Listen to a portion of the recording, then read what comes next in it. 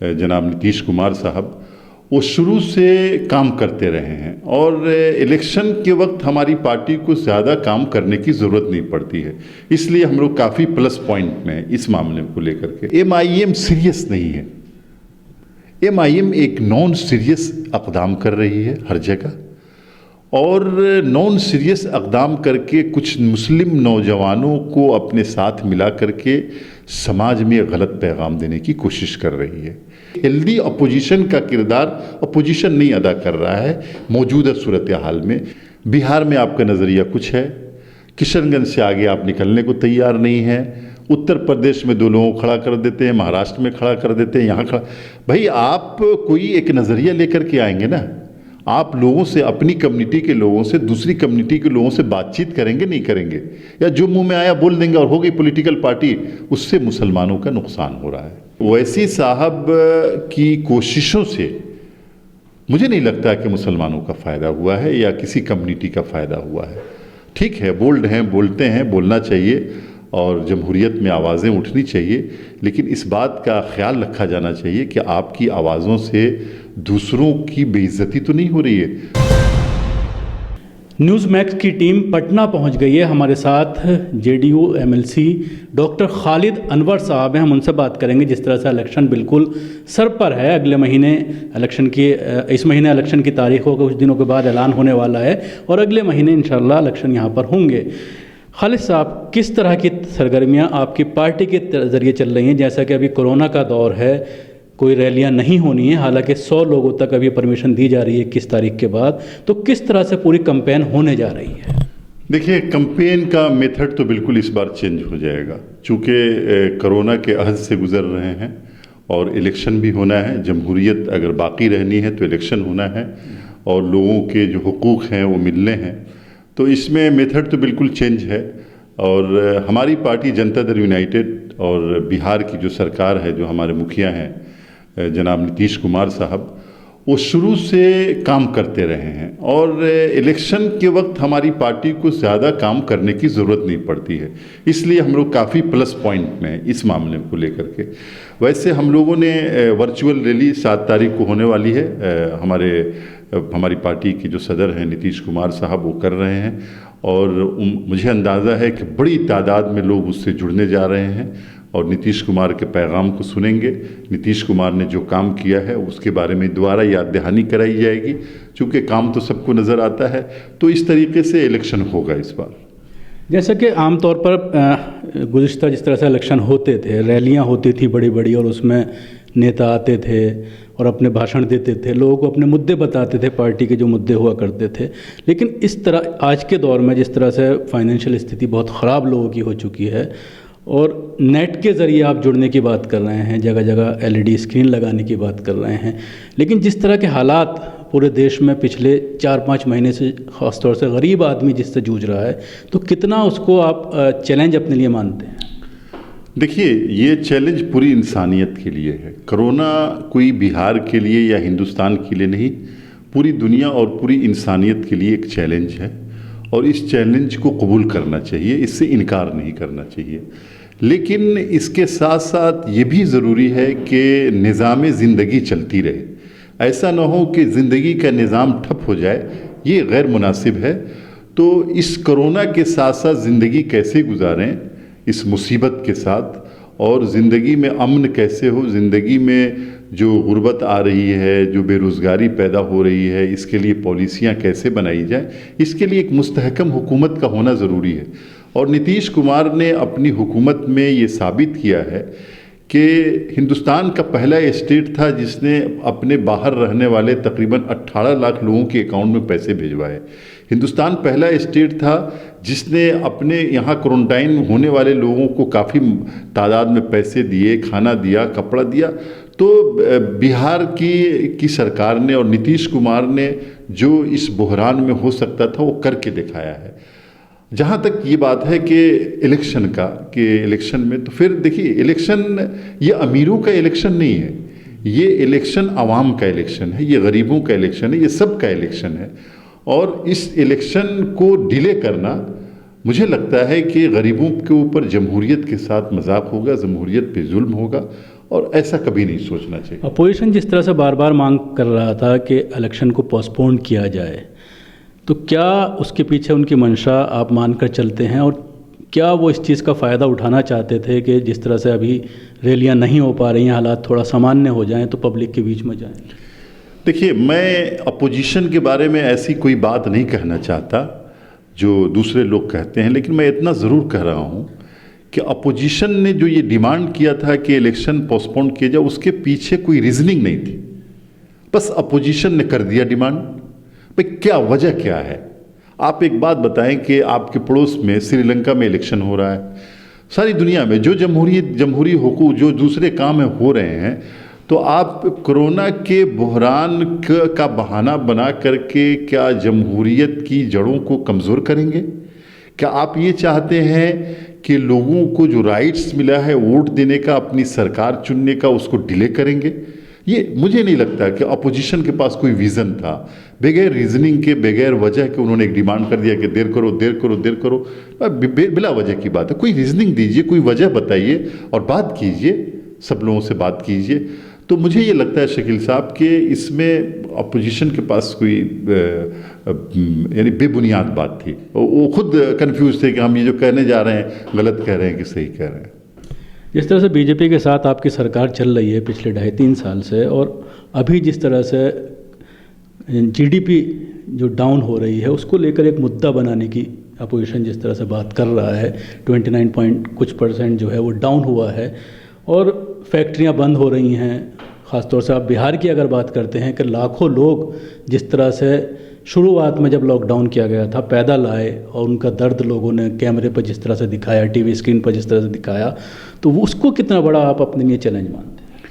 देखिए, 2 बातें आपने पूछी हैं। एक तो बिहार के हवाले से, ये आपको सुनकर खुशी होगी कि नीतीश कुमार ने बिहार में लोकल लेवल पर गली नली एक योजना है, एक सड़क की योजना है, और दूसरी जो गांव-गांव की योजनाएं हैं, बड़े पैमाने पर काम शुरू करके जो बाहर से मजदूर आए थे उनको रोज़गार देने की कोशिश की गई, और बहुत हद तक इसमें हम कामयाब रहे।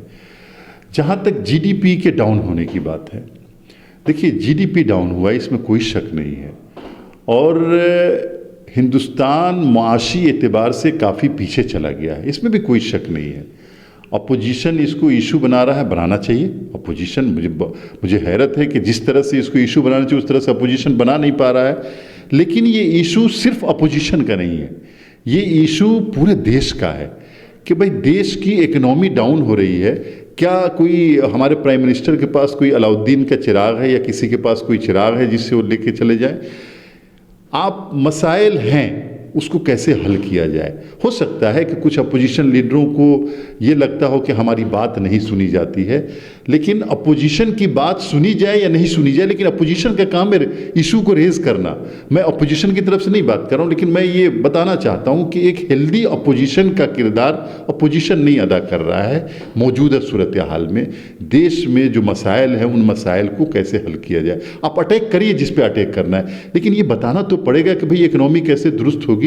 आपको ये बताना तो पड़ेगा कि चाइना के बॉर्डर पर क्या हल निकाला जाए। आपको ये बताना तो पड़ेगा कि जो बहरान मुल्क में दूसरे चल रहे हैं उसमें क्या हल निकाला जाए। आप बात करने को तैयार नहीं है, और उल्टा आप जो है ना ये कह देते हैं कि ये नहीं हो रहा है, वो नहीं हो रहा। ठीक है, सरकार जो होती है, सरकारों में कमियां होती हैं, उस कमियों की गिरफ्त के लिए अपोजिशन होता है। मुझे लगता है कि अपोजिशन उस गिरफ्त में नाकाम रहा है। जिस तरह से अभी ओवैसी साहब के बयानात आ रहे हैं, और जो यहाँ पर स्टेट प्रेसिडेंट हैं उनका भी ये कहना है कि सारी सीटों पर MIM इलेक्शन लड़ेगी। जिस तरह से आपकी पहचान एक मुस्लिम लीडर के तौर पर भी है, तो उसको किस तरह से देखते हैं? कहाँ आप पाते हैं MIM को? देखिए, मैं ओवैसी साहब का ज़ाती तौर पर बहुत एहतराम करता हूँ, और कोई भी पॉलिटिकल पार्टी, किसी भी पॉलिटिकल पार्टी को ये राइट है कि वो इलेक्शन लड़े। MIM को भी राइट है जहाँ चाहे इलेक्शन लड़े। लेकिन मुझे अफसोस है इस बात के ऊपर कि MIM सीरियस नहीं है। MIM एक नॉन सीरियस अक़दाम कर रही है हर जगह, और नॉन सीरियस अक़दाम करके कुछ मुस्लिम नौजवानों को अपने साथ मिला करके समाज में गलत पैगाम देने की कोशिश कर रही है। मैं ये बात पहले भी कह चुका हूँ कि हमारे मुल्क के मुसलमानों ने जिन्नाह के नज़रिए को ठुकराया था, मोहम्मद अली जिन्नाह के नज़रिए को ठुकराया और हम लोग मौलाना आज़ाद के नज़रिए पे रहे, यानी एक मुश्तरका एक कंपोजिट कल्चर में टू नेशन थ्योरी को छोड़ करके एक मौलाना आज़ाद के नज़रिए पे और ऐसे उलमा की नज़रिए पे जो हिंदुस्तान के साथ थे। क्या मौलाना आज़ाद का नज़रिया या उन लोगों का नज़रिया जिन लोगों ने टू नेशन थ्योरी को, पाकिस्तान हिंदुस्तान के बंटवारे को ठुकराया था, क्या उनका नज़रिया इस बात की इजाज़त देता है कि आप बुनियाद परस्ती फैलाएं? क्या उनका नज़रिया इस बात की इजाज़त देता है कि आप चंद हिंदू फ़िरका परस्तों को देख करके आप भी फ़िरका परस्त बनने की कोशिश करें? क्या उनका नज़रिया इस बात की इजाज़त देता है कि दूसरे मज़ाहिब का हम एहतराम न करें? तो मुझे ये लगता है कि MIM एक नॉन सीरियस अक़दाम कर रही है। नॉन सीरियस किस आधार पर कह रहे हैं आप? कि क्यों मानते हैं कि वो सीरियस नहीं है इलेक्शन लड़ने? इसलिए मैं कह रहा हूँ कि आपका नज़रिया है एक जो हैदराबाद में है, बिहार में आपका नज़रिया कुछ है, किशनगंज से आगे आप निकलने को तैयार नहीं है, उत्तर प्रदेश में 2 लोगों को खड़ा कर देते हैं, महाराष्ट्र में खड़ा कर देते हैं, यहाँ खड़ा। भाई आप कोई एक नज़रिया लेकर के आएंगे ना, आप लोगों से, अपनी कम्युनिटी के लोगों से दूसरी कम्युनिटी के लोगों से बातचीत करेंगे नहीं करेंगे, या जो मुंह में आया बोल देंगे और हो गई पॉलिटिकल पार्टी, उससे मुसलमानों का नुकसान हो रहा है।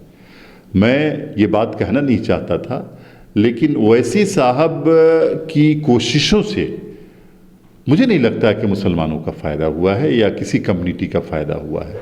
ठीक है, बोल्ड हैं, बोलते हैं, बोलना चाहिए और जमहूरियत में आवाज़ें उठनी चाहिए, लेकिन इस बात का ख्याल रखा जाना चाहिए कि आपकी आवाज़ों से दूसरों की बेइज्जती तो नहीं हो रही है, दूसरों के एहतराम में कमी तो नहीं आ रही है, क्योंकि हमारा मज़हब या हमारा मुल्क किसी के एहतराम में कमी की वकालत कभी नहीं करता, सबकी इज़्ज़त बराबर से देता है। एक आखिरी सवाल आपसे करना चाहूँगा। जिस तरह से पिछले कई महीनों में ये देखने में आया है कि अक्सर फ़िरक़ावाराना फ़सादात बिहार में देखने में आए हैं, ख़ास तौर से जब कोई त्यौहार का मौसम आता है, और उसके बाद ये बात भी देखने में आई है कि एक तरफ़ा पुलिस के ज़रिए कार्रवाई की गई है। देखिए, ये बिल्कुल बेबुनियाद बात है शकील साहब। फ़िरक़ावाराना फ़सादात कराने की कोशिश होती है और फ़िरक़ा परस्तों को आप ज़मीन से ख़त्म नहीं कर सकते हैं। हर समाज में हैं, मुसलमानों में भी फ़िरक़ा परस्त हैं और बहुत सारे हिंदुओं में भी फ़िरक़ा परस्त हैं, ईसाइयों में भी हैं। ऐसे लोग हैं जो बुनियाद परस्ती को हवा देते हैं। लेकिन आपने एक चीज़ महसूस की होगी कि नीतीश कुमार की सरकार ने फ़िरक़ा परस्तों को घरों में बंद किया है, जेलों में बंद किया है। चाहे वो जितना बड़ा फ़िरक़ा परस्त हो, अगर उसने समाज में अमन व अमान को बिगाड़ने की कोशिश की है तो उससे किसी भी लेवल पे समझौता नहीं किया गया है। होता क्या है कि जब इस तरह के वाक़यात होते हैं तो लोगों को लगता है कि सिर्फ हमारी कम्युनिटी के लोग पकड़े जा रहे हैं, उनको दूसरी कम्युनिटी का इल्म नहीं होता। 4 दिन के बाद पता चलता है कि भाई वहाँ से 50 पकड़े गए, हमारे यहाँ से 30 पकड़े गए। तो जो फ़िरक़ा परस्त है, वो हिंदू हो मुसलमान हो, उसको हम जेलों के अंदर डालेंगे। और आप देख लीजिए हमारी तारीख़, हमारी 15 साल की जो तारीख़ है हमारी सरकार की, आपको ये महसूस होगा कि हमने फ़िरक़ा परस्तों को सर उठाने नहीं दिया है बिहार के अंदर। न हमने किसी की तहज़ीब पे, न किसी की ज़बान पे, न किसी की मस्जिदों पे, न किसी की इबादत गाहों पे कोई उंगली उठा दी, इसको हमने बर्दाश्त नहीं किया है। हमने त्योहारों में आज़ादी दी, हमने ईद बकरीद में आज़ादी दी, हमने मस्जिदों में आज़ादी दी, खानकाहों में आज़ादी दी, और जो हिंदुस्तान का आइन जो आज़ादी देता है वो पूरी आज़ादी हर मज़हब के लोगों को दी गई, और इसमें कहीं से कोई समझौता नहीं। नीतीश कुमार ने साफ साफ कहा है कि हम किसी भी हाल में कम्युनलिज्म से समझौता नहीं करें, न क्रिमिनल से समझौता करेंगे, न कम्युनलिज्म से करेंगे, न करप्शन से करेंगे। ये थे डॉक्टर खालिद अनवर साहब, जिन्होंने हमसे बेबाक गुफ्तगू की और हर टॉपिक्स पे हमने उनकी राय जानने की कोशिश की, ख़ासतौर से इलेक्शन में उनकी पार्टी की क्या स्ट्रेटजी रहने वाली है, और MIM को लेकर भी इन्होंने जिस तरह से कहा, और उसके साथ ही जिस तरह से बार बार सोशल मीडिया पर चीज़ें आती हैं कि बिहार में इलेक्शन के वक्त इस तरह के फसादात हो रहे हैं और उसमें मुसलमानों को टारगेट किया जा रहा है। पटना से कैमरा पर्सन कौसर अलवी के साथ न्यूज़ मैक्स के लिए शकील अहमद।